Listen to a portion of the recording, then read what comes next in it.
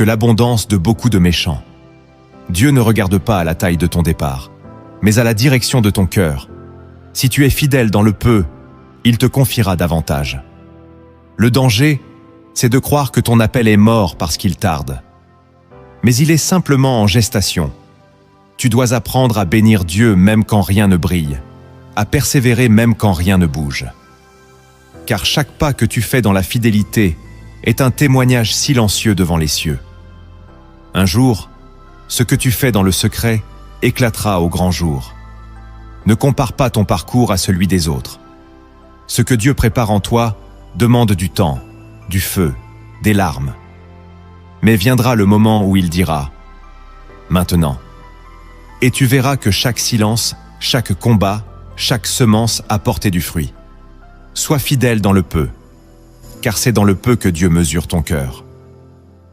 Le 10e fondement inébranlable de la confiance en Dieu est d'accepter que ta vraie sécurité ne viendra jamais de ce monde. Le monde te vend une illusion, que ta paix dépendra de ce que tu possèdes, de ce que tu gagnes, de qui t'entoure. Mais cette paix-là est fragile. Elle s'effondre dès que les circonstances changent. La vraie paix, celle qui rend ta confiance inébranlable, vient de Dieu seul.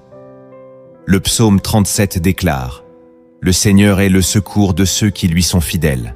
Il est leur refuge au temps de la détresse. » Ta maison peut tomber, ton emploi peut disparaître, des personnes peuvent t'abandonner. Mais Dieu, lui, ne change pas. Et si tu bâtis ta vie sur lui, rien ne pourra te déraciner. Le problème, c'est que nous cherchons souvent notre sécurité dans des choses que Dieu peut retirer.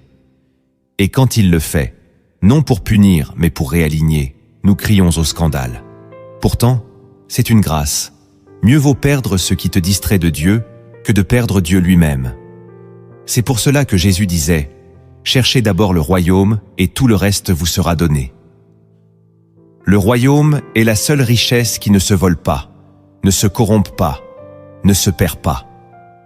Si tu veux une confiance inébranlable, tu dois déplacer ton cœur de la terre vers le ciel. Cela ne veut pas dire ignorer ta vie terrestre, mais savoir que ta source ne vient pas de la terre. Plus tu t'enracines en Dieu, plus tu deviens libre face aux tempêtes, car ta paix ne dépend plus de ce qui t'arrive, mais de celui qui vit en toi. Tu as entendu ce psaume, tu l'as peut-être récité, mais l'as-tu vraiment déchiffré?